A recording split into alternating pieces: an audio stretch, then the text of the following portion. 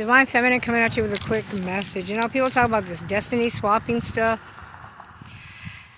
And this is how I see it, man.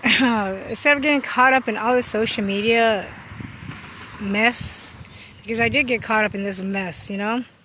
I was not prepared. When you're not prepared for social media and for this kind of superficial, materialistic reality, it'll take its toll on you. You know, these people will try, will try and break you down.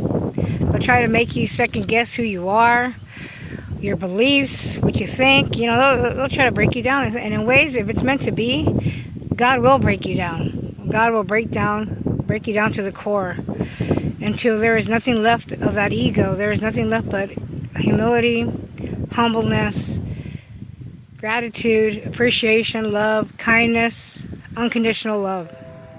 That is what God does. So if God has done that for people out here and for myself, well, I'm much grateful. I would not want to be anything else but grateful, because life is too short. You know, there's people out here in war amongst countries and amongst ourselves and amongst our own inner battles. Some of us have not healed from a lot of things, you know.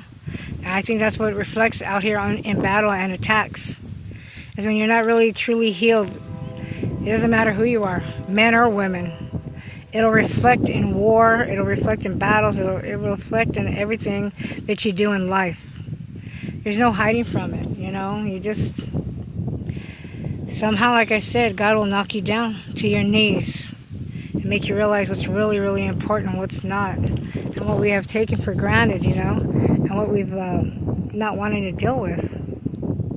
And sometimes, you know, some of us, it's needed. It does not mean it's a form of weakness. It's a form of establishing what's really important to you and what really matters in life, and what it is to be a human being, and how it is to treat everybody equal, and not treat anybody any different, you know, and how not to abuse the system and abuse yourself and other people. It's about treating each other the same and equal, the way we all deserve to be, the way God, in God's eyes, you know. In God's eyes, we're all equal, we are loved, and in reality, you know, people will see you at your best and your worst. People can see you arguing in battle, yelling, talking mess, but in the end, God will always bring you back to being who you're meant to be, and God will humble every single one of us.